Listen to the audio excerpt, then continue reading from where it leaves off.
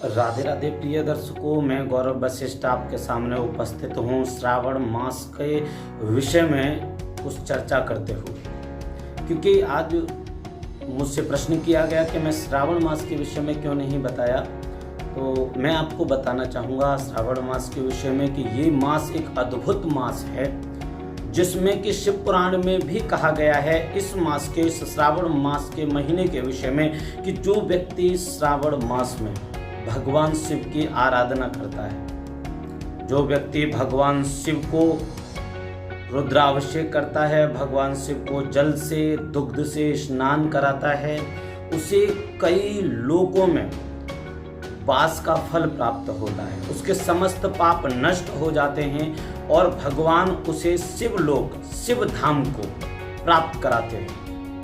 ये एक बहुत ही महत्वपूर्ण मास है, जिसमें कि ऐसा कोई नहीं जो भगवान शिव की आराधना ना करता। भगवान शिव की आराधना अनेक प्रकार से की जाती है, लेकिन अगर यदि हम बात करें भगवान शिव की आराधना के विषय में, तो भगवान शिव की आराधना बिल्कुल सूक्ष्म ही दृष्टिकोण से की जाती है। जैसे कि अगर यदि हम बात करें कि अगर यदि हम भगवान शिव की आराधना कर रहे हैं, तो अगर यदि हम रुद्राभिषेक कर रहे हैं तो कैसे करें, ब्राह्मण से डिस्कस कैसे करें। क्योंकि हम जाते हैं गुरुजनों के पास जाते हैं और कहते हैं गुरुजी आप हमारा रुद्राभिषेक करा दीजिएगा, और पंडित जी जो हैं, गुरुजी जो हैं, आपका रुद्राभिषेक करा देते हैं, लेकिन आपको ये भी नहीं मालूम होता है कि आपका रुद्राभिषेक हुआ तो किस लिए हुआ, कैसे हुआ और इसका क्या लाभ आपको होगा। जी हाँ, दुग्ध धारा दूर्वा आदि से निवारण, रोग आदि के विनाश के लिए ये किया जाता है रुद्राभिषेक। लेकिन अगर यदि शत्रु आदि का विनाश करना हो, शत्रु से काफ़ी परेशान हो, और अगर यदि गुप्त शत्रु पता नहीं चल रहे हैं, तो भगवान शिव की आराधना कीजिएगा। सरसों के तेल से अभिषेक कीजिएगा भगवान शिव का, और आपके शीघ्र शत्रुओं पर बहुत ही बड़ा असर पड़ेगा। आपके परिवार में रोग हो, आपके परिवार में व्यापार की वृद्धि नहीं हो रही हो, तो आप जो है शहद से भगवान का रुद्राभिषेक करें। अगर यदि शहद से भगवान शिव का अगर यदि आप रुद्राभिषेक करते हैं, तो भगवान शिव शीघ्र तुम्हारे व्यापार को वृद्धि करेंगे और तुम्हें शीघ्र कई प्रकार के सकारात्मक लाभ प्राप्त होंगे। अगर यदि आप चाहते हैं कि आपका कर्जा, जितना भी कर्ज हो आपके ऊपर, वो सभी कर्ज आपको कर्ज से मुक्त हो जावे, तो आपके कर्ज के मुक्त होने का बहुत ही सरल उपाय है श्रावण मास में। जी हाँ, अगर यदि आप पे कर्जा है तो आप बिल्कुल भी परेशान ना होइएगा। आप जो है इसी पक्ष के सोमवार से आप जो है अपना अभिषेक आरंभ करिएगा। और जी हाँ, अगर यदि आप कुछ बेहतर से बेहतर करना चाहते हैं इसमें, तो आप जो है जिस समय भगवान शिव की आराधना करें, तो शमशान से जल लेकर आएं, शमशान से जल लाएं और शमशान से जल लाकर उसे भगवान शिव पर चढ़ाएं। जी हाँ, अगर यदि आप शमशान से जल लेकर आते हैं और अगर आप भगवान शिव पर चढ़ाते हैं, तो बस कुछ ही दिनों में शीघ्र आपका बढ़ रहा कर्ज कम होने लग जाएगा। जी हाँ, ऋण से आप पूर्णतः मुक्त हो जाएंगे और आपकी जो समस्या है वो बिल्कुल नहीं रहेगी। अगर यदि आपको लगता है कि आपके घर में अकारण ही कलेश होता रहता है, अकारण ही विवाद होता रहता है, कभी समझ में ही नहीं आता कि हमें क्या करना है, तो इसी श्रावण मास में अशोक के वृक्ष को जाकर प्रणाम कीजिएगा, सोमवार के दिन ही। जी हाँ, सोमवार के दिन जाइए, प्रणाम कीजिए अशोक के वृक्ष को, और अशोक के वृक्ष से उसकी जड़ निकाल कर लाइए, गंगा जल में धोइएगा उसको, धूप दीप आदि नैवेद्य सब कुछ करने के बाद में आप उसको एक लाल वस्त्र में, गंगा जल में धोने के बाद एक लाल वस्त्र में आप उसे रखें, और आपको उससे कई प्रकार के मिलेंगे सकारात्मक लाभ। आपके घर की जो कलेश है वो धीरे पूर्णतः समाप्त हो जाएगी, और ये समझ लीजिए आपके आधे से ज्यादा विपत्तियों का विनाश हो जाएगा।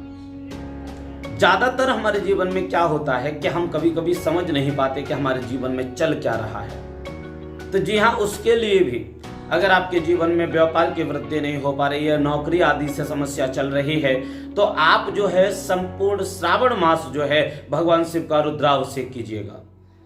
रुद्राभिषेक, महामृत्युंजय अनुष्ठान, आप कोई भी जाप करते हैं, ओम नमः शिवाय का भी अगर यदि जाप करते हैं, महामृत्युंजय का भी जाप अगर यदि इस महीने में आप करते हैं, तो आप सोच भी नहीं सकते कि आपको इसका कितना बड़ा सकारात्मक लाभ मिलेगा और बहुत ही कम समय में आपके सभी कार्यों से आपको छुटकारा मिल जाएगा, सभी विपत्तियों से आपको छुटकारा मिल जाएगा, सभी कार्य आपके संपूर्ण हो जाएंगे और आपको लाभ मिलेगा शीघ्र। एक और बात, आपकी पुत्री के विवाह में अगर यदि आ रहा हो किसी भी प्रकार का विघ्न, तो आप अपनी पुत्री से कहिएगा कि वह सोमवार के दिन जावे, 5 नारियल लेकर जावे। 5 नारियल को क्रमशः एक नारियल पर ओम कात्यायनी महामाये महायोगिन्नधीश्वरी नंद गोप सुतम देही पतिम मे कुर्ते नमः, इस मंत्र की एक माला एक नारियल पर करे और उसके बाद वह नारियल जो है भगवान शिव और पार्वती के चरणों में समर्पित कर दे। इस प्रकार से उसे 5 माला करनी है और 5 ही नारियल भगवान शिव के चरणों में चढ़ाने हैं, जल वाले नारियल, जी हाँ।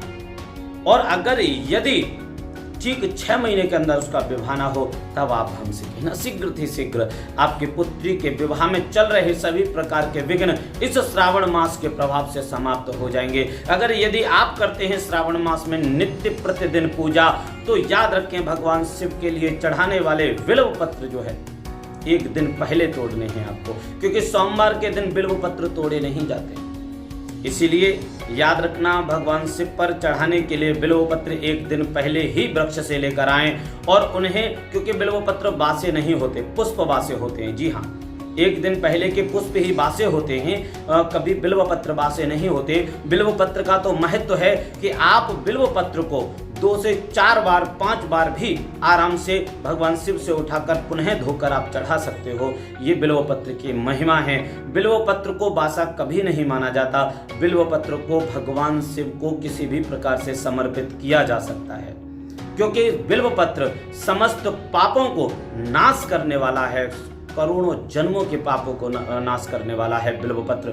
इसीलिए भगवान शिव को बिल्व पत्र अर्पित करने से पूर्व जान ले कि वह बिल्व पत्र सोमवार के दिन तो आप तोड़कर नहीं ला रहे हैं, क्योंकि आपको सोमवार के दिन वह बिल्व पत्र तोड़कर नहीं लाना है। जी हाँ, आपको बिल्व पत्र अगर शिव जी पर चढ़ाना है तो बिल्व पत्र एक दिन पहले तोड़कर लाइए और फिर वो सोमवार के दिन शिव जी पर चढ़ाइएगा।